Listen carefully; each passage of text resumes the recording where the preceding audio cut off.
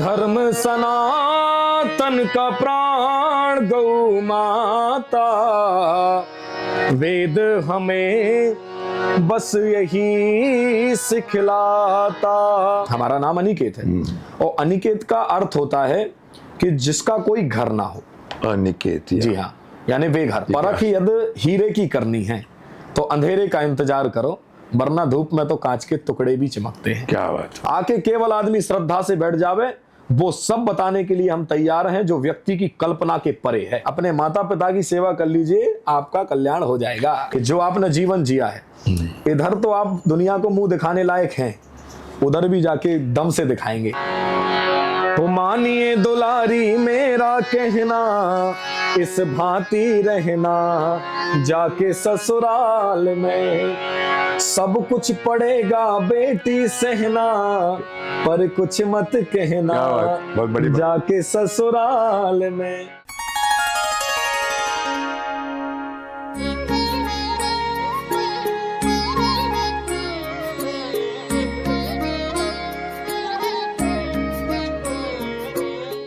चलिए, एक बार फिर मैं आप लोगों के समक्ष आ गया हूँ अपने उस प्रोग्राम को लेकर जो मेरे दिल, मेरे मन, मेरे हृदय से नज़दीक है।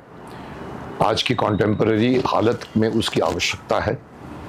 आज के माहौल में जो बिगड़ता चला जा रहा है, because of the progress, because of the social medium, because of the gadgets, because of the mobile phones, दुनिया भर के लोग, और ऊपर से सबसे बड़ा राक्षस आ गया है जिसका नाम है AI, आर्टिफिशियल इंटेलिजेंस। बहुत प्रचार हो रहा है और आएगा वो भी। ऐसे समय पे क्या आप समझते हैं आज की युवा जो ऑलरेडी इतनी तेज भाग रही है कि उसको अपने पीछे के जो सनातन धर्म या जो वेद, पुराण, गीता, महाभारत, रामायण, उनको लगता है यार क्या, छोड़ो यार, 5,500 साल पुरानी बात है। अरे वो देखो सामने अमेरिका है, अरे देखो वो वहाँ पर देखे सामने कितना बड़े बीचेस हैं, अरे देखिए गाने, सब भूलते जा रहे हैं। ऐसे टाइम पर ये सनातन मंच जो मैंने शुरू किया है, उसका मकसद ये है कि मैं उन लोगों को बताना चाहता हूँ कि एक बहुत ही ग्रेट चीज़ आप लोग मिस कर रहे हैं। ये अगर आपके साथ है, सनातन धर्म आपके साथ है, आप पूरे विश्व में विश्व गुरु बन सकते हैं। तो इस कड़ी में मैं, मुझे इतना ज्ञान नहीं है कि मैं कह सकता हूँ कि मैं सनातनी धर्म जानता हूँ। मैं नहीं जानता, मैं जानना चाहता हूँ, और उसी प्रक्रिया में मैं लोगों को बुलाता हूँ। मैं भी जानता हूँ, आप भी जानेंगे। तो आपने मेरे और प्रोग्राम पहले देखे। आज के जो हमारे मेहमान हैं वो अपने आप में एक अनूठे हैं, अच्छे गाते हैं, अच्छे बड़े बड़े उनके सभाएं लगती हैं, गौ के बारे में बहुत जागरूक हैं, गौ माता के बारे में। और उनका नाम है ब्रिज बिहारी सरकार कहते हैं, या तो उनको अनिकेत कृष्ण जी महाराज कहते हैं। कहिए तो मैं आपको अभी मिला तो मेरे साथ बैठे हैं। प्रणाम। जय श्री राम। जय श्री राम। जय श्री राम। जय श्री राम। आपका स्वागत है मेरे इस प्रोग्राम में। मैं अपने लिए भी जानना चाहूँगा और अपनी व्यूअर्स के लिए भी जानना चाहूँगा कि काफ़ी लोग आपको देखते हैं, आपके काफ़ी व्यूअर्स होंगे, आपने बहुत कुछ किया है, आप बहुत कुछ सुना है, आपके गाने मशहूर हैं, सुने आपके दरबार लगता है, वहाँ भी चिट्ठियाँ खोली जाती हैं, काफ़ी चीज़ें मैंने सुनी हैं। मैं उसके ऊपर जाने के पहले मैं जानना चाहता हूँ आप, क्योंकि आपकी उम्र बहुत कम लगती है मुझे जी। मैं 160 साल का हूँ, तो मेरे मुकाबले तो आप कुछ भी नहीं है। तो मैं चाहता हूँ कि इस उम्र में आप इस तरफ 22 साल है मैंने सुना आपकी। जी हाँ, सही बात है, बिल्कुल सही बात है। 22 साल में तो हमने BA BCom BSc की थी मैंने जी। 16 के बाद 20 साल को जी। तो लोग वहाँ जाते हैं आगे इंजीनियर बनने को। आप कहाँ से हैं, कब आपका दिमाग कहाँ से आए हैं, कैसे आपको इस आध्यात्मिकता की तरफ रुख किया जी, थोड़ा सा बता दीजिए। सबसे पहले तो आपके सनातन मंच को खूब धन्यवाद है, और जितने भी दर्शक हमको आपको देख रहे हैं उनको भी खूब साधुवाद है। बड़ी अच्छी पहल है। हमारा नाम अनिकेत दुबे है। अनिकेत दुबे जी हाँ। मध्य प्रदेश के पास में एक जबलपुर जिला है, जबलपुर से नरसिंहपुर जा चुका हूँ मैं, वहाँ पर शक्तिमान बन के गया था। अरे वाह। तो वहाँ नरसिंहपुर के पास में छोटा सा गांव है, ठेमी गांव, जहाँ के हम रहने वाले हैं। ओके। जी हाँ, हम 9 वर्ष तक अपने गांव में रहे, 3री कक्षा तक पढ़े हैं वहाँ पर। ओके जी। उसके बाद में हमको हमारे दादाजी के माध्यम से जो प्रेरणा लगी, तो हम शंकराचार्य जी के यहाँ पर गए। और उनका ही आशीर्वाद मिला हमें। कहाँ पर शंकराचार्य जी? शंकराचार्य जी परमहंसी गंगा आश्रम क्षेत्र झोंतेश्वर। गंगा क्या? जी हाँ, 2 पीठ के शंकराचार्य धर्म सम्राट जगतगुरु शंकराचार्य स्वामी स्वरूपानंद सरस्वती जी मैंने सुना। जी हाँ, तो उनका ही आशीर्वाद हमको मिला और लगभग 6 महीने हम महाराज जी के सानिध्य में रहे। फिर इसके बाद हम 9 वर्ष की उम्र? जी हाँ, 9 वर्ष की उम्र में ओह। 6 महीने रहे। फिर कुछ वेद वगैरह पढ़ाया महाराज जी ने हम लोगों को। आप अकेले पहुंच गए या पिता ने आपके साथ कुछ भेजे होंगे? वैसे नियम मैं बताना नहीं चाह रहा था, पर बता देता हूँ। आप पूछ रहे हैं तो कुछ बातें इंटरेस्टिंग। क्या हुआ कि हमारा बिल्कुल उद्देश्य नहीं था इस पक्ष में आने का, पर जब दादाजी को सुनते तो बहुत प्रेरित हुए हम, और इतने प्रेरित हुए कि हमने बोला कि हमको पाठशाला जाना है, पढ़ना है। हाँ, ये नहीं पढ़ना है स्कूल। तो घर वालों ने कहा नहीं, स्कूल ही पढ़ना पड़ेगा। हाँ, वो तो बोलेंगे। हाँ, तो मैंने कहा नहीं, हम पंडित ही पढ़ेंगे। ये लोग मना कर दिए तो हम घर छोड़ के भाग गए। अच्छा, आप भी भागे हुए हैं? जी हाँ। तो भागे तो जाके हमारे गांव के पास में एक नदी है, तो उस नदी के यहाँ पुल पर जाकर दिन भर बैठे रहे। तो दिन भर इन लोगों ने ढूंढा होगा, तो शाम को तो मिल गए हम, लगभग 3-4 घंटे पकड़ लिए। तो हमारे मामा जी उसी दिन आए। तो मामा को बोले हम, तब मामा जी बोले कि एक काम करिए, राजेश व्यास जी हमारे मामा जी, तो वो बोले इनको ले चलते हैं परमहंसी। उनका अच्छा, ये जो सोच रहा है अच्छी बात, बिल्कुल अच्छी बात है, क्योंकि वो धार्मिकता से जुड़े हुए हैं। आपने गलत नहीं सोचा था। इस उम्र में ही लोगों के अंदर जागृति, आत्मा जागती है इस उम्र में। तो अब वहां पहुंचे हम परमहंसी, तो गुरुजी ने तो देख के हमको आशीर्वाद दिया कि ये बच्चा बहुत अच्छा गा रहा है। गीता का श्लोक सुनाया हमने एक उनको, यदा यदा ही धर्मस्य ग्लानिर्भवति भारत। तो जब उन्होंने सुना तो आशीर्वाद दिया महाराज जी ने, बोले कि ये हमारे सानिध्य में रहेगा आपसे। कुछ समय पढ़ाई लिखाई की, पर मन जो था हमारा शुरू से वैराग्यवान था। वैराग्य हो गया? जी हाँ। तो 6 महीने हम महाराज जी के सानिध्य में रहे। उसके बाद हम वहां से निकल करके भी नर्मदा तट पे पहुंच गए। तो एक बाबा जी मिल गए हमें। बाबा जी मिले तो बाबा जी बोले कि हम परिक्रमा कर रहे हैं, तो आप जी हाँ, नर्मदा की परिक्रमा। हाँ, हमने कहा हमारी भी बड़ी इच्छा है कि हम भी नर्मदा की परिक्रमा करें। तो वो बोले ठीक है, यदि आप करना चाहते हैं तो चलो हमारे साथ में, सेवा करनी पड़ेगी। तो उनके भगवान को स्नान कराना, भगवान की पूजन करना, ये हमारी दिनचर्या में आ गई। अब उनकी मंडली में पर बाबा लोगों में गजब की खासियत, वो गांजा पीते। ये बात मेरे को समझ में नहीं आया आज तक, पर इसके पीछे भी साइंस है। इसमें साइंस है, 100% साइंस है। पर वो लोग गांजा पीते हैं। क्यों? क्या होता है कि जब हम कोई साधना करते हैं, तो साधना करने के लिए उनको एक नशा चाहिए होता है। मैं तो आपको बताऊं तो मैं एक लौंग भी नहीं खाता हूं, पर बाबा लोग, हाँ, मतलब उनको मैं कंसंट्रेशन चाहिए, जो ये यदि आपको ट्रांस में बजा दे। जी हाँ, तो उसके लिए गांजा ही जरूरी नहीं, और भी तरीके, और भी। हाँ, तो योग करके आदमी मेडिटेशन करके भी जाता है। जी हाँ, मैं भी यही कहता हूँ, योग करें, ध्यान करें, त्राटक करें, मेडिटेशन, बहुत कुछ है मेडिटेशन में। तो आप ब्रह्मांड में जा सकते। जी हाँ, प्राणायाम के माध्यम। तो फिर वो लोग क्या उस गांजे का क्या बोलना चाहते? गांजा पीते, तो गांजा पीते तो मुझे बड़ा अजीब सा लगता, नशे में हम ही रहते, उनका गांजे का वो धुआं। एक दिन दिमाग खराब हो गया, मैंने कहा अब मैं तुम्हारे साथ नहीं रहूंगा बाबा जी, मैं चलता हूँ इधर से। और प्रतिबंध बहुत था, तो मैंने जितने उनके भगवान थे पूरे झोले में पैक किए, और सवेरे बिल्कुल 4 बजे उठ करके और मैं झोला उठा के निकल गया भगवान के साथ। जी, भगवान वाले के साथ। जी हाँ, और पैदल ही परिक्रमा होती। उस जमाने में तो खूब दौड़ते दौड़ते हम गए, लगभग 5-7 किलोमीटर निकल गए, तब समझ में आया कि अब हम आउट ऑफ द रीच है उनके। तो अब उस समय जब बाबा के साथ रहते थे, तो ऐसा होता कि बढ़िया खाने पीने सब मिलता था, या कुछ नहीं मिलेगा। अब इधर जब निकल के आ गए तो कुछ खाने भी नहीं मिल रहा। तब फिर लगा कि यार गलत किया। वही उम्र, जी हाँ, उम्र वही 9.5 वर्ष की। 9.5। हाँ, तो फिर एक आश्रम में जाकर के टिक गए। और आपको बताऊं, मैं लगभग 1.5 वर्ष तक परिक्रमा में रहा। बहुत बड़ी परिक्रमा है नर्मदा मैया की परिक्रमा। लगभग पैदल आप रोज चलेंगे ना, तो ऊपर से नीचे तक ऐसी है। ये नर्मदा जी हैं, और ऐसे घूम के आपको समुद्र पार करके जाना होता है। तो नर्मदा निकलती है मध्य प्रदेश से और समुद्र में अमरकंटक से निकलती है, और समुद्र में जाके समुद्र में गिरती है। वेस्टर्न खंबात की खाड़ी, पश्चिम खंबात की खाड़ी। तो वो लंबाई कितनी है? वो लंबाई मेरे ख्याल से शायद, यदि बाय रोड आप देखें तो बाय रोड अभी वर्तमान में 3300 किलोमीटर की है। 3300 किलोमीटर जी। अभी मैं 6 महीने पहले करके आया हूँ, पर अब गाड़ी में हो गए थे। पर उसको आप परिक्रमा बोलेंगे, उसी नर्मदा को राउंड घूमते हैं। जब इवन दयानंद सरस्वती जी ने, मैंने पढ़ा है उनके बारे में, हाँ। वो भाग के जब निकल गए थे, तो वो नर्मदा के तट पर ही अकेले बर्फ, पानी, ठंड, कभी कभी ठंडा, ऊर्जा से भरी हुई है नर्मदा होगी। जी हाँ, क्योंकि उन्होंने जो कुछ लिखा है ना, उन्होंने तो आप भी उसमें ही परिक्रमा भी किया आपने, और चलते गए। जी हाँ। फिर तो 1.5 साल के बाद हम लौट करके आ गए। कहाँ पर? इन्हीं आश्रम में? नहीं, एक बरम कुंड नाम की जगह है। हमारे घर वालों को लगा कि ये लापता है, हाँ, कहाँ ढूंढूंगा? क्योंकि पता ही नहीं, कोई संपर्क ही नहीं।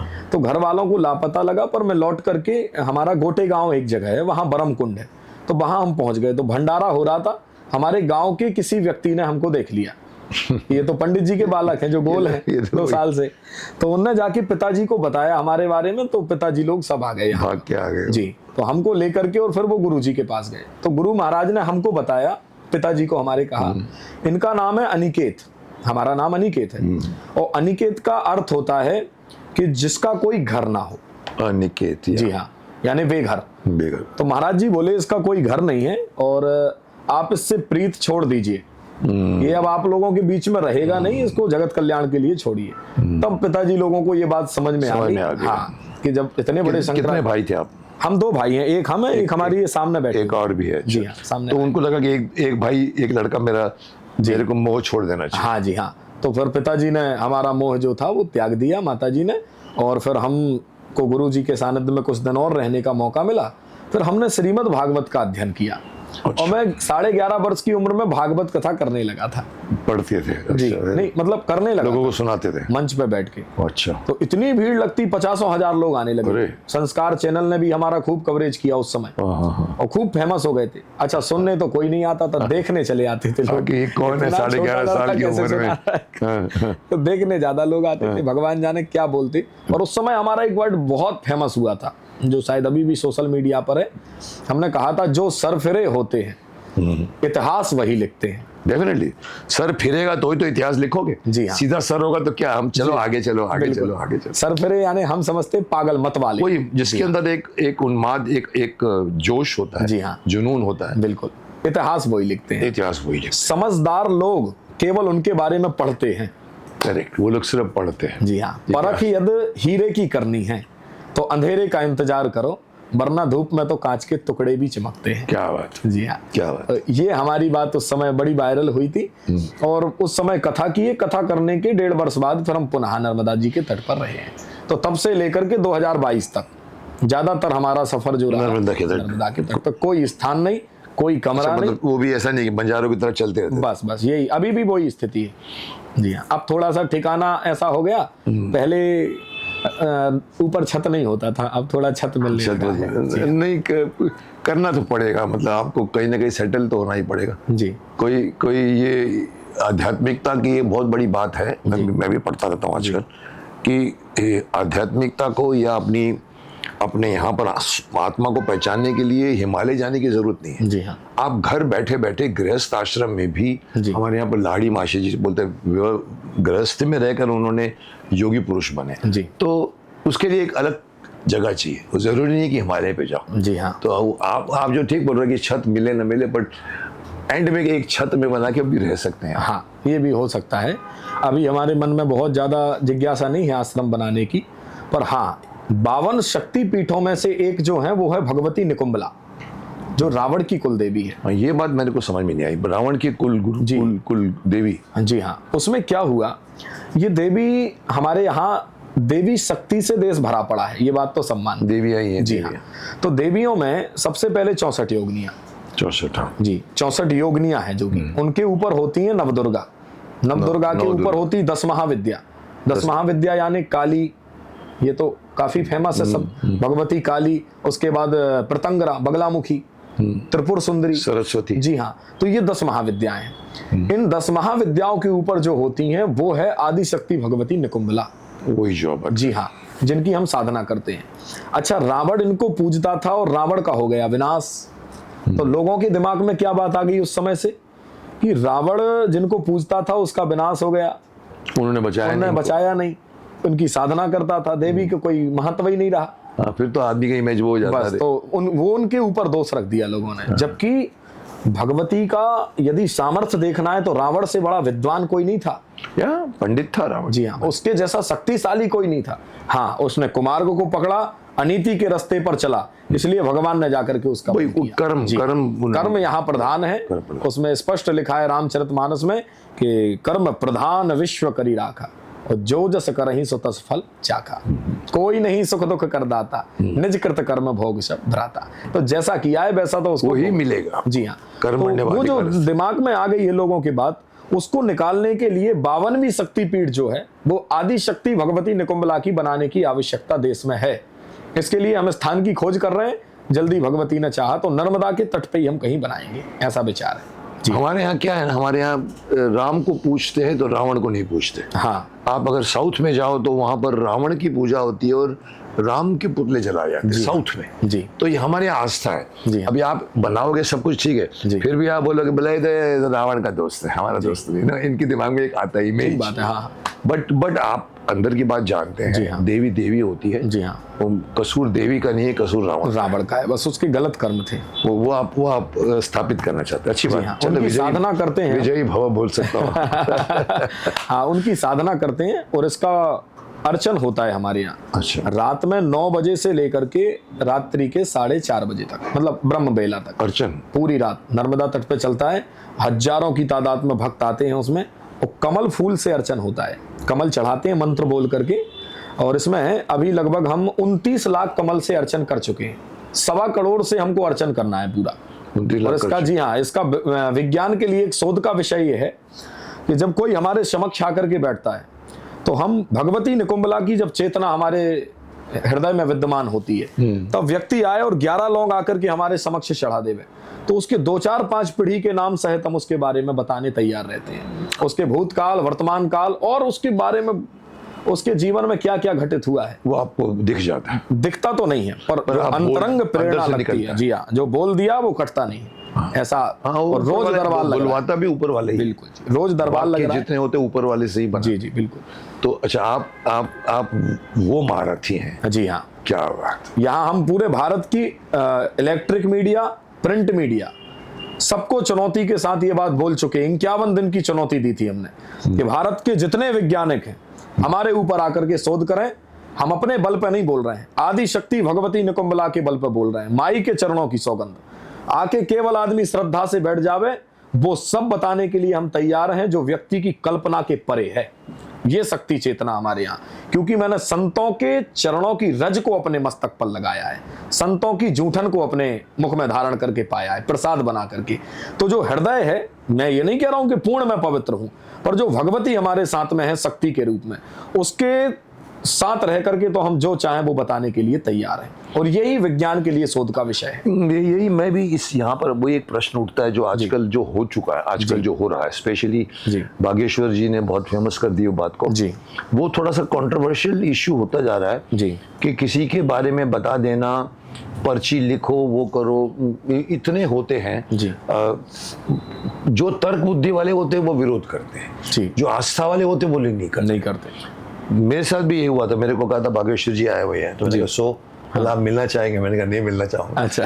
तो कहीं ना कहीं कुछ ना कुछ जो साइंस ओरिएंटेड है, मैं भी बीएससी हूँ, पर मैं आस्था को भी मे बी 70% देता हूँ, 80 देता हूँ, 20% हमारे साइंस भी है, क्योंकि आप सही हैं, आप सच्चे हैं, आपको ज्ञान मिला है जी। आपकी कहानी सुनकर मालूम पड़ता है कि ये एवं ही नहीं मिल गया नॉलेज, या आपने एवं ही अपना दरबार नहीं खोल दिया। आजकल दरबार खोल रहे हैं सब। जी। मैं कई बार भूल जाता हूँ, दरबार खोल के आप लोग करते। मैं बोलता हूँ आप में इतनी ताकत है, हनुमान ने दी है, चलो उन्होंने दी है, देश का सुधारो ना सब।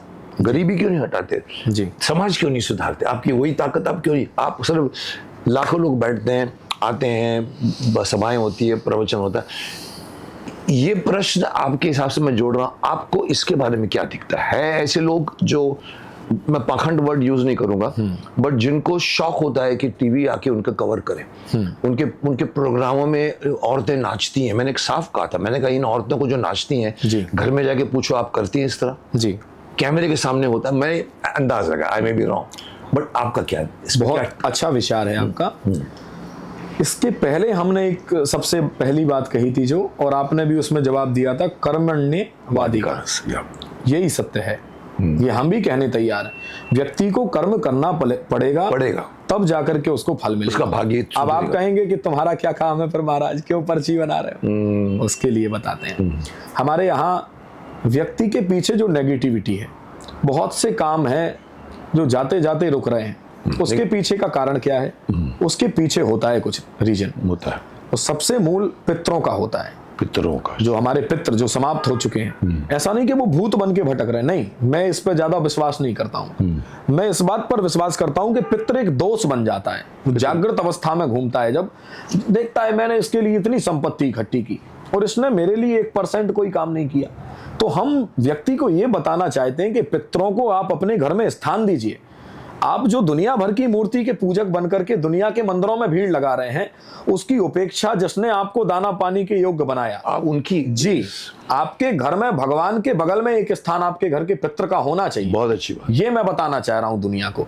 उसके बाद दूसरा विचार हमारा ये होता है, जो हमारी कुल की देवी है, कुल देवी होती है हमारे यहाँ, कुल देवता होते हैं, उस कुल देवता का भी हमारे घर में स्थान होना चाहिए। कुल देवता का मतलब, मुझे कभी कभी मैं बहुत सुनता हूँ, कुल देवता, कुल देवी, कुल देवता हमारे ये है, सिर्फ सुना है जी। आप थोड़ा सा प्रकाश डालिए कि कुल देवी और कुल देवता होते क्या है? जी हाँ, हमारे यहाँ सबसे पहले जब सृष्टि की रचना हुई ब्रह्मा जी से, पहले नारायण हुए, नारायण के नाभि से कमल, कमल से ब्रह्मा।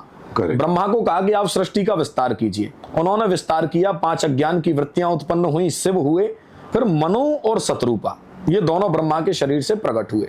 जब प्रकट हुए तब इनसे कहा कि आप सृष्टि का विस्तार कीजिए। तब उन्होंने जलमग्न पृथ्वी देखी, तो उसको देख करके चिंतित हुए, ब्रह्मा ने उसको ठीक किया, भगवान का अवतार हुआ तब। इसके बाद मनु जी की 3 बिटियाएं हुई, आकुति, देवहूति, प्रसूति। इन तीनों बिटियों के माध्यम से सबका विवाह किया गया। मंत्रों के द्वारा जो पुत्र उत्पन्न किए थे ब्रह्मा जी ने, उन मंत्र द्वारा पुत्र उत्पन्न जो किए थे उनसे विवाह हुआ। आकुति का विवाह रुचि नाम के प्रजापति के साथ हुआ, देवहूति का विवाह कर्दम ऋषि के साथ में हुआ, प्रसूति का विवाह जो था वो दक्ष प्रजापति के साथ हुआ। दक्ष प्रजापति, 3 बिटियां हो गई, इनके वंश की वृद्धि हुई, फिर यही से वंश बढ़ा। जी हाँ, यहाँ से वंश बढ़ा। तो आकुति के यहाँ जो है वो एक नारायण का अवतार हुआ, नर नारायण, जिनको यज्ञ नारायण कहते हैं ना हम लोग। जी हाँ, यज्ञ का विवाह दक्षिणा के साथ है बहुत विस्तार में बताने है, पर अच्छा मतलब ये तो पूरा का पूरा वंश बन रहा है। जी हाँ, इसके बाद देवहूति जो थी उनका कर्दम ऋषि के साथ में विवाह हुआ। कर्दम ऋषि के यहाँ पर 9 बेटियों का जन्म हुआ और एक बेटा का जन्म हुआ जिनका नाम था कपिल भगवान। कपिल महाराज बोलते हैं। कपिल भगवान की पूजा करते भी हैं हम लोग। अब 9 बेटियां जो थी और एक बेटा, कपिल भगवान का अवतार हुआ, तो ब्रह्मा जी ने सोचा कि भाई भगवान का अवतार हुआ तो मैं दर्शन करने तो जाऊं। चले गए दर्शन करने, तो इनके 10 मानस पुत्र हैं ब्रह्मा जी के, नारद जी सहित। इनने सोचा कि इनको लेके जाऊं मैं, तो नारद जी कहीं घूम रहे थे उस समय और बाकी 9 घर में थे, तो ब्रह्मा जी ने 9 को साथ में लिया और लेकर के आ गए, नारद के बगैर। जी हाँ, नारद के बगैर 9 को लेकर के आए, कर्दम ऋषि के यहाँ के दर्शन किए भगवान का, और दर्शन करके जब जाने लगे तब ब्रह्मा जी से कर्दम ऋषि बोले सरकार ऐसा है, मेरी 9 बेटियां और आपके 9 बेटा है, ना आपको कहीं भटकना पड़ेगा ना मुझे कहीं भटकना पड़ेगा, घर में ही चाय वाई कर लेते, रास्ता बन जाएगा। बोले ठीक है, ये तो बहुत अच्छी बात है भाई। तो बहुत अच्छी बात। 9 की 9 इधर उधर सौंप दी, तो 9 से 18 हो गए, 18 से तो फिर अब 28 होते ही रहते हैं। जी हाँ, ऐसे करके इधर दूसरी बिटिया से यहाँ वंश बढ़ गया। तीसरी बेटी थी जिनका नाम था प्रसूति, तो प्रसूति का विवाह हुआ था दक्ष प्रजापति के साथ, ब्रह्मा जी के ही बेटा है ये भी, दक्ष। जी हाँ, तो दक्ष के यहाँ पर 16 बिटियाओं का जन्म हुआ, यहाँ पर मैथुन सृष्टि में। तो 16 बिटियाओं का विवाह जब हुआ तो त्रयोदशादात धर्माय, 13 का विवाह धर्म के साथ हुआ, त्रयोदशादात धर्माय तथैका अग्नये विभु, एक का विवाह अग्नि के साथ हुआ, अग्निदेव के साथ। जी हाँ, पितृव्य एकाम युक्तेभ्यो, एक का विवाह पितरों के साथ हुआ, और जो 16वें नंबर की बची थी वो भवायई काम भवच्छिदे, उनका विवाह महादेव के साथ हुआ, वही सती। जी हाँ, सती मैया। अभी इतना तो ये हो गया वंश का विस्तार। जब वंश का विस्तार हुआ तब ब्रह्मा जी ने मीटिंग बैठाई कि भैया ऐसा है, ये बिना दैविक शक्ति के सब अधूरे रहेंगे, इसलिए इनके समक्ष एक शक्ति चेतना विद्यमान करनी चाहिए। तो शक्ति चेतना में क्या बोले, 10 महाविद्याओं को बांट दिया जावे। तो 10 महाविद्याओं को एक एक को पकड़ा दिया, 64 योगिनियां हैं, तो उनको बता दिया भैया आज से तुम्हारी देवी ये रहेंगी, क्योंकि जब 500 देवियां हैं, 500 देवियों की हर रोज जाकर के एक आदमी पूजा नहीं कर सकता है, एक फिक्स करना पड़ेगा। एक फिक्स कर दिया कि अब आप इनको पकड़ लीजिए तो आप इनकी पूजा कर सकते हैं। और वहीं से जो वंश का विस्तार हुआ तो वहां से लेकर के आज तक हम लोग यहाँ बैठे हैं। हम जैसे ब्राह्मण कुल में हैं, हमारे यहाँ 4 वर्ण हैं, ब्राह्मण, क्षत्रिय, वैश्य और शूद्र।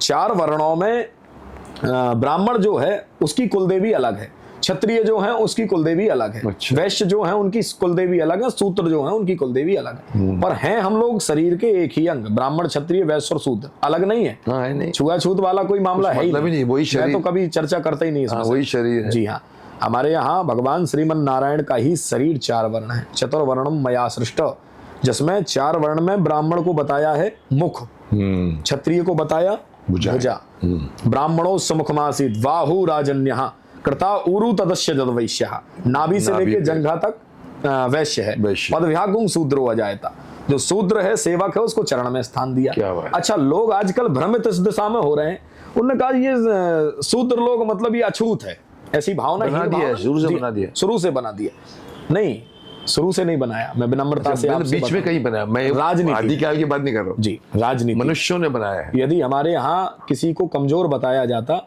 तो राम सबरी के घर में जाके जूठे वेर क्यों खाते? राम ने तो उदाहरण पेश किया। जी हाँ, तो हमारे धर्म ने ये कहीं शिक्षा कहीं नहीं, कहीं और नहीं। हम लोग भी जातिवाद नहीं को कभी नहीं मानते। मानना मैं भी- रावण की कुलदेवी को फॉलो करता हूं, पर मैं ब्राह्मण होने के बाद रावण को फॉलो नहीं करता। क्यों? जात का तो मेरा ही था वो ब्राह्मण, पर मैं रावण को फॉलो नहीं कर रहा हूं। मैं फॉलो किसको कर रहा हूं? राम को, राम को जबकि राम क्षत्रिय थे। कर्म उन्होंने अच्छे किए थे, उन्होंने कर्म अच्छे। हमारे यहाँ कर्म प्रधान है। कर्म जी हाँ, प्रधान तो यहाँ वही मैं आपको बताना चाह रहा हूं कि जो ब्राह्मण क्षत्रिय वैश्य और शूद्र हैं, इनके वर्ण के अनुसार सबके देवी देवता बांटे गए हैं। और अब वो देवी देवताओं पे बड़ा मंथन है, बड़ा चिंतन है, लोग उस विषय को समझना नहीं चाह रहे, वो भूल जाते हैं अपनी कुलदेवी देवता को। तो ये बात समझिए, आपको जो ड्यूटी दी गई है कि भैया आपको ये वाला काम करना है, अब आप कंप्लीट कर रहे हो अपनी ड्यूटी को या नहीं कर रहे हो, वो आपके ऊपर है। नहीं करोगे अपनी ड्यूटी को कंप्लीट तो कहीं ना कहीं जो आपको ड्यूटी दी गई है उससे आपको दरखास्त किया जाएगा। अब मेरे को कंप्लीट जो ड्यूटी दी गई कि आपको अपनी कुलदेवी को ऐसे पूजना है, तो मैं अपनी ड्यूटी को कंप्लीट माई ड्यूटी, पर वो नहीं कर पा रहे हैं जो लोग, तो उनसे देवी रुष्ट हो जाती है। रुष्ट हो जाती है। और यही बात हम उनको बताते हैं कि आप अपनी देवी को जाकर के पूजित कर लीजिए, घर में ले जाके चरण पादुका रख लीजिए, अपने माता पिता की सेवा कर लीजिए, आपका कल्याण हो जाएगा। क्योंकि वो देवी को आपके भलाई के लिए ही रखा गया, अगर 100% बात है अगर जी। आप उनको क्यों नहीं करते, ये बड़ी बात। इतनी बड़ी लंबी बात हमने इसलिए बताई देवी तक, क्योंकि वहां से लेकर के यहाँ तक लोगों के दिमाग में ये बात आनी चाहिए कि कुल देवी की पूजा करना क्यों जरूरी है, देवता की पूजा करना क्यों जरूरी, क्योंकि वो आपके लिए बैठा है, आपके लिए बिठाया गया। जी जैसे हाँ। जैसे हम कहते हैं डॉक्टर्स, 100% जैसे लंदन में वो रेजिडेंट डॉक्टर्स होते जी हैं, पैसे नहीं लेते, गवर्नमेंट पे करती जी। है, बट इतना बड़ा इलाका है तो वो उसको कुछ प्रॉब्लम हो तो इस डॉक्टर के पास डिस्पेंस, इतना हो तो अपने और रेजिडेंट डॉक्टर के पास जी जाइए। हाँ। वैसे ही कुलदेवी आपकी ये है तो आप जो भी तकलीफ है, प्रॉब्लम है, उनको पूछिए, वो आपका 100% निवारण करेंगे। जी ये हाँ। अगर समझ जाए तो लोग कहीं गड़बड़ी नहीं होगी। जी। हमारे यहाँ कुल गुरु भी होते हैं, कुल गुरु भी है, आपको तो बहुत अच्छे से पता होगा, मतलब पितामह भीष्म आप पे तो आपको आ गया है कुछ न जी कुछ हाँ। ज्ञान। पर वास्तविकता है, हम लोग जीवन से आपको फॉलो कर रहे हैं अरे और बस। आपने अपने जीवन को सार्थक कर लिया। मैं आने के पहले बोल रहा था ये बात, मतलब बहुत प्राउड होता है आप जैसे लोगों को देख करके कि जो आपने जीवन जिया है। इधर तो आप दुनिया को मुंह दिखाने लायक हैं, उधर भी जाके दम से दिखाएंगे कि मैंने जिया है कोई उस सोचता चरित्र को। नहीं। जी हाँ, मैं ये बोलता हूँ कि आपके तारीफ मुंह पर कोई भी करता है, अरे ग्रेट, अरे आपने तो वो कर दिया, वो कर दिया, लेकिन अगर आप चरण करके चले गए और पीछे से एक बोला साला चोर है, हाँ। तो सर आप कुछ कुछ कमाई भी नहीं की, क्योंकि कमाई आप लेके जाओगे जो जी। पीछे आपको मिली है। बिल्कुल बिल्कुल यही है। तो ये मैं सोचता हूँ ऊपर ऊपर आप ये ले जाओगे, उधर भी पैसे मुंह वैसे दिखाना पैसे है। वैसे नहीं ले जाओगे, जो पीठ पीछे किसी ने बोला तो वही तो आपने कमाया है। जी हाँ, सर बहुत अच्छी बातें बताई आपने। थोड़ा सा इसको हम लोग क्योंकि हम ये नहीं कहूँगा कि बिखर गए हैं जी। बट अच्छा स्टार्ट मिला है कि आपके बारे में भी मालूम पड़ा लोगों को, जी। और काफ़ी चीज़ें ये भी मालूम पड़ी कि इतनी छोटी सी उम्र में आपने इतनी बड़ी बड़ी बातें की हैं, क्यों की हैं। कुछ मैं कोशिश करता हूँ आपसे कुछ ऑफिशियल सवाल पूछने को, जो बिल्कुल। हमारे यहाँ के लोग जो होते हैं ना वो सीबीआई की तरह निकालते हैं निकालिए, कि इस जी। बंदे का हिस्ट्री, ज्योग्राफी सब निकालो। हम सब प्रकार से तैयार हैं। मैं भी तैयार हूँ, जो प्रश्न आपको ठीक लगे, नहीं तो हम आगे पीछे कोई चले दिक्कत जाएं। नहीं जी। आप कहाँ से हैं और कैसे आपको ये दिव्य दरबार लेने की प्रेरणा मिली, क्या होता है आपके, तो इसमें आपने कहाँ से तो बात आ गई है जी। ये दिव्य दरबार लगाने की प्रेरणा हमने डिस्कशन में शायद नहीं कभी टच किया, जी। ये प्रेरणा कहाँ से मिली कि मुझे भी, या तो आप कहते हो कि आप बैठ गए और लोग आने शुरू हो गए? नहीं, ऐसा नहीं हुआ। हम आपको बता देना चाहते हैं, हम भगवती नर्मदा के तट पे साधना कर रहे थे और साधना कर रहे उसी समय एक संत हमारे पास में आए। अच्छा। तो मैं क्या करता था, भोजन साधक को बहुत कम पाना चाहिए, भोजन बहुत नियंत्रण रखना रखना चाहिए। तो उसमें मैं क्या करता, एक दीप जलाता था, अखंड ज्योति, उस पे एक डिब्बा रख लेते थे और उसमें खिचड़ी पकाते थे, 6 घंटा में पकती थी, जो इतनी सी होती थी, वो तो कटोरा रख देते थे और ज्योति के साथ, अखंड ज्योति में। तो वो सवेरे 6 बजे रखी, 1 बजे बन जाती थी। उसी को खा के हम दिन भर या रात भर जीवित रहते थे। तो वही खिचड़ी मैंने बनाई, अब इतना सा तो बनाया ही, और इतने में बाबा जी आ गए। मैं बाहर नमक लेने गया और लेकर आने ही वाला था मैं कुटिया पर, कि इतने में वो आके अंदर बैठे थे। जबकि मैं आपको बताऊं, जहां मैं साधना करता वहां पर प्रवेश निषेध, किसी को नहीं अंदर आने। हाँ जी हाँ। पर वो संत जैसा भेष था, एकदम श्वेत वस्त्र, बहुत तेज था उनके मुखमंडल पर। जी हाँ, मैंने तो पहली बार देखा, मैंने प्रणाम किया, हमारा धर्म कहता है ये। महाराज बताइए, बोले परकम्मा में हूँ, भोजन करूँगा। भूख लगी। जी हाँ। अब मैंने एक बार खिचड़ी को देखा, दूसरे बार उन पर देखा, तीसरे बार अपने आप पर देखा कि भूख भी लग रही है। तो केला के पत्ता जी, और मैं अपने पात्र में भोजन करता हूँ, किसी का पात्र इस्तेमाल नहीं करता। तो मैंने अपने पात्र में आधी खिचड़ी रखी और आधी उनको दे दी, महाराज जी पाइए। तो मैं नहीं खाया, मैं रखा रहा। मैंने कहा हो सकता है जब तक और भूख लगी तो ये भी दे दे। उनने वो खाई और फिर देखने लगे, तो फिर मैंने कहा दे दो। उसमें से भी आधा निकाल करके हमने दे दिया उनको, थोड़ा सा बचा हमारे लिए। तो हम हो गया, बोले हाँ अब तृप्त हो गए हम। हमने भोजन पाया। भोजन पाने के बाद जहां मैं साधना करता, वहां से लगभग 100 मीटर नर्मदा जी नीचे, ऐसे उतर के पहाड़ से नीचे उतरना पड़ता। तो वो हमसे बोले कि नर्मदा जी से जल लेके आओ। गर्मी का समय, मैंने कहा मैं नहीं जाने वाला, पैदल कौन जाएगा उधर भागते दौड़ते। बोले चले जाओ, मैं नहीं गया जी। मैं अपने अकड़ में था, ऐसा कह सकते हैं। जी हाँ, जी हाँ, बाल हट होती है। जी हाँ, मैं बैठा रहा। अब मैं साधना करने के लिए बैठता कि इतने में वो फिर आ गए भीतर। मैंने कहा महाराज खिला दिया, अब मत परेशान करो, पूजा पाठ करने दो हमको। तो वो बोले रामदयाल कौन है तुम्हारे घर में, हमसे बोले। मैंने कहा मेरे दादाजी हैं रामदयाल, मेरे जो दादाजी थे, जिससे आपको प्रेरणा। जी हाँ जी। तो मुझे लगा मेरे दादा परशुराम कहते लोग उनको, फरसा रखते थे, वो फेमस है काफी, तो हो सकता है ऐसे सुना होगा। रविंद्र कुमार कौन है, तो मैंने कहा पिताजी हैं। इसके बाद ऐसे करके उन्होंने और ध्यान किया, जो भी किया। अब उन्होंने सुरेश नाम लिया, जो हमारे पिताजी के भाई थे, चाचा। जी हाँ, नहीं बड़े पिताजी ताऊ। जी, ताऊ। तो वो लगभग 1 वर्ष तक हमारे घर में गांव में रहे। इसके बाद वो उनको गोद ले लिया था हमारे दादी की बहन ने, मतलब। अच्छा, तो जी हाँ। तो उनको तो हम लोग बहुत, कोई नहीं जानता था गांव में, मतलब ये बात किसी को पता नहीं। पर जब उन्होंने ये बात बताई तो मैंने कहा कुछ तो इसमें है, कुछ तो ज्ञान है जी। और इसके बाद तो उन्होंने मेरा मंत्र लिख दिया, मैं जो जाप कर रहा था, ये जाप कर रहे हो, ये त्रुटि कर रहे हो, ऐसे करके जाप करो तो इससे ऐसा ऐसा होगा। उनको ये पता लगा। पूरी बात उन्होंने बता दी, जबकि मंत्र तो माला के भीतर है, मैं तो मौन होके बोल रहा हूँ, कोई को पता ही नहीं चलना चाहिए। जी, इतना बड़ा मंत्र, मतलब 1 पेज का मंत्र उन्होंने लिख दिया। तब मुझे समझ में आ गया कि ये कोई साधारण नहीं है, सिद्ध पुरुष। जी हाँ, सिद्ध पुरुष है। मैंने उनके चरणों में फिर प्रणाम किया और एकदम मैं शांत हो गया। अब उन्होंने बताया, उन्होंने कहा आज से 14वें दिन आपको सिद्धि प्राप्त हो जाएगी, जो आप कर रहे हैं, शक्ति चेतना आएगी, निखर जाओगे, बिखरना नहीं, और अपने हनुमान जी के, भगवती के चरणों को नहीं छोड़ना, उन्होंने हमसे कहा। तो मैंने उनकी बात पर भरोसा किया। बहुत बड़ा संकट आएगा, ये तो वो बोले मुझसे, बहुत बड़ा संकट आएगा, हनुमान जी के चरणों को नहीं छोड़ना, अब निखरने का समय आ गया है, लेकिन बिखरना मत। क्या बात जी।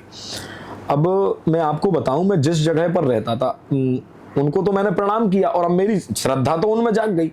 तो मैंने सबसे पहले तो नर्मदा जी का जल लाना ठीक समझा। वो किया। मैंने कहा अब भी बैठो, मैं अब भी लेके आता हूं। तो भाई खुश हो गया था मैं, और मैं जल लेने गया, वो नहीं मिले मुझे। वापस जब मैं आया तो नहीं तब नहीं। उनका चेहरा जो था क्या तेज था, सूर्य का तेज तो कम होता है उनके, मतलब आंख से आंख मिलाना संभव नहीं था अपन जैसे व्यक्ति के लिए। जी हाँ, बहुत तेज हो, जो योगी पुरुष। जी हाँ, ऐसी पगड़ी, ये भेष जो मैं आज तक आपने देखा नहीं होगा, मैं वही फॉलो कर रहा हूँ। जी हाँ, ऐसा कोई दूसरा नहीं। मैं भी देख रहा हूँ, ये आपने कुछ, मैं ये नहीं बोलूँगा फैशन किया आपने, नहीं, बट अभी आपने बताया कि आप फैशन तो कुछ मिले, तो जिससे इंस्पायर हो गए। जी हाँ, बहुत बड़ी बात है। जी, मतलब तो वो जब मुझे नहीं मिले तो मैं थोड़ा दुखी हुआ कि बताओ मैं पानी नहीं पिला पाया, इतने बड़े सिद्ध पुरुष जो उन्होंने मांगा था 4 बार। तो अभी तो थोड़ा लग रहा था कि ये वाली चीज, जो चीजें हैं, इसमें कुछ चीजें तो हमारे यहाँ संत परंपरा में बहुत लोग बता देते हैं तो उतना ज्यादा मतलब बहुत ज्यादा आश्चर्य नहीं था मेरे लिए, क्योंकि मेरे लिए रोज का था ये, संत लोग बताते रहते हैं ऐसी बातें। पर जब मैं वो 14वां दिन आया तो 13वें दिन की रात में बारिश शुरू हो गई और घास फूस वाली झोपड़ी थी, बहुत भीषण पानी गिर रहा, तो पानी अंदर आ गया पूरे में। तो पानी अंदर आया तो पूरी रात तो मैं जागता रहा। लाइट वगैरह जो थी वो टूट गई थी। एक मेरे पास छोटा सा मोबाइल था डिबिया वाला, उस टाइम था, उस टाइम वो टार्च जलती थी उसमें। जी हाँ, तो उस मोबाइल को डिस्चार्ज जब वो हो गया तो मोबाइल भी नहीं अपने पास, गाड़ी वाहन भी नहीं। और जहाँ मैं रहता था वहाँ से मतलब जो रोड है जहाँ पे गांव वगैरह है, उसकी दूरी मेरे ख्याल से 17 से 18 किलोमीटर है। एकदम जंगल वाला एरिया, नर्मदा जी के तट में ऐसा ही मिलेगा हर जगह। तो वहाँ से बहुत दूरी पे मैं था, अकेला था। और उस दिन मैं 4 बजे उठा तो नीचे जाने के लिए कोई रास्ता नहीं था, और जाता तो खिसक जाता मैं, पानी गिर गया था ना, कीचड़ हो गया, कीचड़ हो गया था, तो रोड वगैरह था नहीं, ऐसे ही मिट्टी से उतरते जाना पड़ता। इस परिस्थिति में हमने कहा आज हम नल पे नहा लेते हैं, स्नान कर लेते हैं। मतलब हेड पंप था उधर ही, एक बाल्टी रखी थी, उसको रखा और जाकर के मैंने हेड पंप में हाथ मारा, और जैसे ही उसमें एक हाथ से दबाया है तो उधर एक सांप था हेड पंप के अंदर। अच्छा, जी, उधर जगह रहती हेड पंप में पीछे तरफ में, पीछे की तरफ, तो उधर सांप था। तो वो सांप निकल करके सीधा आया और उसने आकर के मेरे हाथ में काट दिया। जी हाँ, इधर हाथ में। अब ये वही 14वां दिन है और उसका सवेरा ब्रह्म मुहूर्त हुआ है, और वो संकट हमारे ऊपर सवेरे सवेरे आ गया। सर्प ने काटा, आप देख पा रहे होंगे, कोई टैटू नहीं है ये अभी भी यहाँ सर्प या हनुमान जी के गदा जैसी आकृति दिख रही होगी, दर्शक भी देख ले। ये एकदम बहुत अच्छे से आज भी वो निशान बना हुआ है, वही बना पड़ा, और उसके काटने से सांप जैसी आकृति भी बन गई मेरे हाथ पर। जी, इधर ही काटा उसने, 2 बार काटा। अब मैंने जैसे ही देखा कि उसने काट ही दिया, खून भी निकल आया, उसको चोट लग गई थी सांप को। तो अब हम वहां से नल से थोड़ा साइड हुए, वो उतर करके वहां से सांप जो था वो चला गया। जी हाँ, सांप चला गया। अब हम रो रहे बैठे बैठे कि अब तो मर जाएंगे, सांप काटेगा तो मरना ही पड़ेगा, कौन बचेगा भाई। अभी वो संत जी वाली कोई बात याद नहीं, घबराहट तो जिंदगी की बात। जी हाँ, अभी डर लग रहा था। तो क्या करूं मैं, तो मोबाइल भी नहीं कि किसी को फोन लगाऊं, दौड़ लगाऊंगा तो 17 किलोमीटर लगभग 4-6-8 घंटा तो लग ही जाएगा, पहुंच नहीं पाएंगे। तो फिर अब इस समय जब कोई रास्ता व्यक्ति के पास नहीं होता ना, तब समझ में आता है कि अब ईश्वर है, अब ईश्वर है। डॉक्टर भी अंत में यही कहते जब कोई रास्ता अभी वो ऊपर वाला बचाएगा। जी हाँ, तभी याद आता है। जी हाँ, तो हमको भी हाँ, प्रारंभ में तो नहीं आए भगवान याद, पर जब अंत दिखा, क्योंकि ये पता है कि सांप के काटने से ये डर नहीं था कि मर जाएंगे, मरने का क्या भय, साधु को मरने का तो भय नहीं था, पर यह भय हो रहा था कि सांप जिसको काट जाता है वो अकाल मौत कहलाती है, उसका तरण तारण नहीं होता है। 3 गति से, सर्प काटने से कोई मरे, जल में डूब करके कोई मरे, या फिर आग से जल करके कोई मरे। इन 3 गति को, त्रिगति को प्राप्त जीव के लिए गया श्राद्ध सतेनापि मुक्तिर में ना भविष्यति, सैकड़ों गया में श्राद्ध की जावे तो भी उसकी मुक्ति नहीं होती। मैं नहीं कह रहा हूं, भागवत कह रही है। सांप, जी हाँ, सर्प के काटने से, अग्नि से, और नदी या जल में डूबने से। जी हाँ, नदी नहीं, जल में डूबना, मतलब जल। जी हाँ, स्पष्ट है, ये वेद कह रहे हैं, भागवत कह रही है। वही दिमाग में चल रहा था कि अब तो अकाल मौत मर रहे हैं, इधर भी नहीं, ऊपर भी नहीं। ये भी आ रहा है दिमाग में कि बताओ, भागवत कथा करता हूं मैं, महामृत्युंजय का साधक हूं, और मृत्युंजय का साधक अकाल मौत कैसे मर सकता है। तो ये बल भी भीतर से आ रहा था, पर अब तो मर रहा हूं बस। इधर मैंने 2-3 बार एक ब्लेड पड़ी थी, वो मार दी कि खून निकल जाता है, सुना है, तो जहर भी निकल जाता है उससे तो कोई फर्क पड़ा या नहीं पड़ा वो तो मुझे नहीं पता। पर अब मुझे संत की बात याद आ गई कि 14वें दिन संकट आएगा, और वो संकट आज आ चुका है। हनुमान जी के चरणों को नहीं छोड़ना है, अब मरेंगे तो मरेंगे, उससे अच्छा है कि बैठ करके भजन तो कर लेते हैं। तो बस हनुमान जी के चरणों में जाके बैठ गए। शरीर में उस रात्रि के बारे में तो मैं नहीं बता सकता मुख से कि क्या हुआ मेरे साथ में उस दिन और उस रात में, जो मैं लगभग 17 घंटा एक आसन पर बैठा रहा, एक आसन पर। डर भी था मेरे भीतर, और कुछ देर के बाद जो चेतना शक्ति और जो चीज में हमको आभास हुई अंदर आई होगी। जी हाँ, जो भगवती की चेतना का हमने दर्शन किया, उस दिन का दिन है कि आज तक हमारी कहीं पराजय नहीं हुई। हर रोज मंच नया लगता है, हर रोज दरबार लगता है, और हर रोज हमारे पास में नास्तिक आते हैं, तार्किक आते हैं। पर हनुमान जी की ऐसी कृपा है कि जो भी आज तक हमारे समक्ष आया है वो हमारे हनुमान जी का हो गया है। मूर्ति रखी थी आपने हनुमान? कुछ भी नहीं रखा था, सिर्फ मन में ध्यान में हनुमान जी।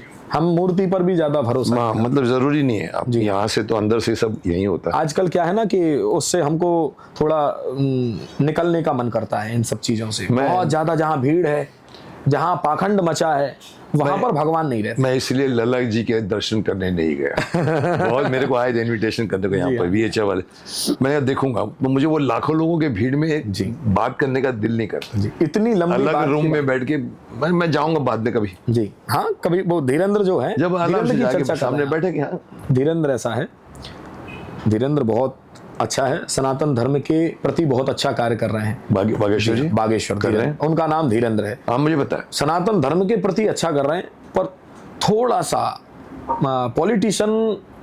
एग्जैक्टली जी हाँ। आप जब सभा करोगे तो नेता भी आएंगे, डाकू भी आएंगे, फंडिंग भी होगी, वहां आप भटक जाओगे। और यही हो रहा है, जितने भी बड़े बड़े कथावाचक बोलो, मेरी ये शिकायत, अरे बाबा बस इनको भूल जाओ, इतने लोग बैठे हैं, ये खुश होकर जाते हैं सब लोग, लेकिन साहब पूरा अबज 7 अबज। उसमें क्या है, हमारे देश में 2 पीठें रही हैं आदिकाल से। 2 पीठ, हाँ। एक का नाम है राजपीठ और एक का नाम है व्यासपीठ। व्यासपीठ, या राजपीठ पर बैठते थे राजा दशरथ जी, और व्यासपीठ पर बैठते थे गुरु वशिष्ठ जी। अच्छा, वशिष्ठ, गुरु विश्वामित्र जी। विश्वामित्र जी हाँ। तो जब ये गद्दी पर बैठे रहते थे तो राजा दशरथ जी निर्णय लेने के पहले पूछते थे, बताइए गुरुदेव क्या करना चाहिए, ये निर्णय हमारा उचित है या अनुचित है। तो गुरु ने कह दिया कि अनुचित है, तो अब चाहे सब चला जाए राजा दशरथ का, लेकिन छोड़ देगा। यहाँ है ना, रघुकुल रीत सदा चली जाई, प्राण जाए पर बचन न जाई। और हरिश्चंद्र का चरित्र भी तो यही कह रहा है ना। एक गुरु ने कह दिया कि तेरी प्रॉपर्टी सारी मेरे को दे दे, हरिश्चंद्र जी ने क्या किया, पूरा सामग्री दे दिया अपना, यहाँ तक कि बीवी बच्चे को भी दाव पे लगाना पड़ा तो वो उन्हें लगाना स्वीकार कर लिया। पर गुरु ने कहा कि तुम सारी प्रॉपर्टी, तुम्हारे जितने व्यवस्थाएं हैं, आभूषण हैं, जेवरात है, ये सब हमको दे दो। दिया कि नहीं दिया, क्योंकि वचन के बद्धता हमारे यहाँ पर धर्म में सिखाई गई है। और यही चीज है कि राजपीठ और व्यासपीठ, इसमें आज राजपीठ आगे हो गई है, व्यासपीठ पीछे। राजपीठ ज्यादा होगी आजकल। व्यासपीठ से लोग डायरेक्ट कह रहे हैं मोदी जी को जिताइए, योगी जी को जिताइए, राहुल जी को जिताइए, जो उनका आपका काम नहीं है। जी हाँ। यहाँ व्यासपीठ धर्म की बात करे कि गौ हत्या पर प्रतिबंध इस देश में क्यों नहीं लग रहा है। यदि सनातन की पार्टी इस देश में बैठी है तो आज तक गौ हत्या पर रोक क्यों नहीं लगी है। मुझे भी यही आशा। जी हाँ। 55 वर्ष तक कांग्रेस ने शासन किया। मैं कल ही भूल गई, 60 साल तो किया। मुझे हैरानी है कि मैं क्रांतिकारियों की बात कर रहा था, क्रांतिकारियों को शहीदों को दर्जा नहीं दिया। 60 साल की सरकार ने नहीं दिया, मानता हूँ अंग्रेजों के साथ थी वो। मोदी जी की माफ करना, मैं मोदी जी का मतलब हूँ, बीजेपी से जुड़ा भी हूँ, नहीं भी जुड़ा। मुझे हैरानी है कि इतने सालों में भी अभी तक आपने उनको शहीदों का दर्जा। हम लोग सनातन मंच पर हैं, इसलिए हम हर एक चीज को बोल सकते हैं। बढ़िया है, बोलना चाहिए सर। मैं तो सब आदमी चुप बैठे तो मतलब नहीं। जी हाँ। बिल्ली के गले में कोई ना कोई घंटी तो बांधे। जी हाँ, बिल्कुल। एक आदमी देश में लगाम लगाने वाला होना चाहिए सर। वर्तमान में हम जो देश में देख रहे हैं, वर्तमान में जिसकी सत्ता सरकार है, सब उसके बात पर ताली बजा रहे हैं। गलती भी कर रहे हैं तो भी ताली बजा रहे हैं। ये कोई बताने वाला नहीं है कि 55 साल कांग्रेस ने गाय कटवाई, 78 करोड़ गाय थी 1947 में। आज वर्तमान में गौ माता की संख्या जो है वो 14 करोड़ बची है। 40% विदेशी नस्ल की गाय है हमारे पास, उसमें ही मुश्किल से 8 करोड़ गाय होगी देश में भाई। इसके बाद भी इस देश में कांग्रेस ने गौ माता के प्रति नहीं सोचा। 2013 में मोदी जी ने अपने एक बयान में कहा कि मेरा हृदय जल रहा है गाय की दुर्दशा देख करके, और मुझे मौका मिलेगा तो मैं गौ रक्षा करूंगा। हम लोगों को तो लगा कि जैसे प्राण हमारे वापस आ गए हों। भारत का हर एक सनातन पुत्र गाय को मां कहता है। तो जब गाय को हम मां कहते हैं, भगवान से बड़ा दर्जा गाय को देते हैं। हमारे घर की रोटी पहली जो है वो गाय के लिए निकलती है, और जब गाय के लिए पहली रोटी निकलती है तो गाय को हमने तो मां का दर्जा दे रखा है, भगवान से बढ़कर के उसकी महिमा गा रखी है। तो नरेंद्र मोदी की बात सुनकर के हम लोगों को ये लगा कि अब ये वाला आदमी जो है ये करेंगे कुछ। लेकिन नरेंद्र मोदी जी वर्तमान में 13 वर्ष हो चुके हैं उनको बैठे हुए, शायद नहीं किया। 13 से लेकर के आज तक 1% भी गौ माता के हित में कोई काम यही नहीं हुआ। मुझे और इस बात दुर्भाग्य तो ये हुआ, ये बात भी जानने की आवश्यकता है देशवासियों को। जो 2013 में बीफ निर्यातकों में देश की स्थिति थी वो 9वें नंबर पर थी, आज वर्तमान में भारत दूसरे नंबर पर आ चुका है। शर्म आनी चाहिए। जी हाँ, इस बात से शर्म सच में ही देश के नेताओं को आनी चाहिए। ये कैसा दोहरा चरित्र है। दोहरा सब जी सब हाँ। सही किया जी। उन्होंने भी जो कुछ कहा था, मैं कभी कभी मैं बोल जाता हूँ, मैं बदनाम हूँ। जी। लोग बोलते हैं मुकेश जी बोलते हैं और कोई नहीं बोलता। मेरे मैंने कहा, पास हाँ, proof मैं है बोलता, इसका। यहाँ आता है मैं बोल जी। देता हूँ। अब मेरे को ये ना खाऊंगा ना खाने दूंगा, ऐसी जी। कई बातें मैं कश्मीरियों को विस्थापित करा के दूंगा। जी। सर नहीं किया आपने, जी। सर वो भी नहीं किया। जी हाँ। करप्शन आज भी मुंह बाए खड़ा हुआ है, गायें अभी भी बेचारी कट रही हैं। जी हाँ। क्या शर्म नहीं आती? छोड़ दीजिए ये, मैं तो कुछ ज्यादा बोल जाता हूँ। मैं तो ये बोला कि छोड़िए ये बाहर के मुल्कों से जो आपको गले मिलते हैं और जो आपको जो गलत है ये। ग्लोबल जी। प्रतिष्ठा मिली। सर ग्राउंड लेवल देखिए सर, यहाँ पर आके ये क्यों मर रहा है, ये क्यों कानपुर के एक पंडित को लोगों ने मारा पकड़ के, वो बोलता है देखो मेरे हनुमान की मूर्ति को कर दिया। कोई नहीं आता साहब, एकता नहीं है हिंदुओं में। नहीं है, बिल्कुल। करो साहब, उसके ऊपर काम करो ना, भूल जाओ बाइडेन और ट्रम्प और दुनिया भर के शिंजिंग विंजिंग। मेरे को हैरानी, मैं थोड़ा सा कभी कभी शिकायत लेके बैठ जाता हूँ कि नहीं साहब, बड़ा ग्राउंड लेवल पे आना पड़ेगा। नहीं, हिंदूवादी सरकार है, उसके बाद इसलिए हम लोग इनसे जिज्ञासा कर रहे हैं। हिंदूवादी हैं सर, लेकिन हाँ। हिंदूवादी को हिंदू राष्ट्र बनाओ। कौन रोक रहा है आपको? जी हाँ। वोट्स, मुस्लिम नाराज हो जाएंगे। अरे आप 80 करोड़ हिंदू हैं जी, तो आपका नाम तो ऑटोमेटिकली लीगली प्रिकली सब हो ही जाना जी चाहिए। हाँ। फिर भी हम मांग रहे हैं हिंदू राष्ट्र। अरे क्यों? हिंदू राष्ट्र एक कल्पना बेकार है। कल्पना पर सर सरकार होएगी। अभी धीरे धीरे हिंदू जाग रहे हैं सर। हिंदू जाग रहा है, लगता है ठीक आपको कि है। नहीं? हमको तो नहीं लगता है कि हिंदू जाग रहा है। हिंदू को जगाना सबसे ज्यादा कठिन, बहुत डिफिकल्ट है, बहुत जी डिफिकल्ट है। मैंने एक पर हाँ, मैंने इसके पहले मैंने एक सनातन मंच के पहले मैंने हिंदू एकता दिवस का एक स्टार्ट किया था, जी। 1.5 साल पहले। जी। मैंने कहा कि मुस्लिम लोग नमाज पढ़ते जुम्मा की, क्रिश्चियन लोग मास करते संडे को, हिंदुओं का क्या है?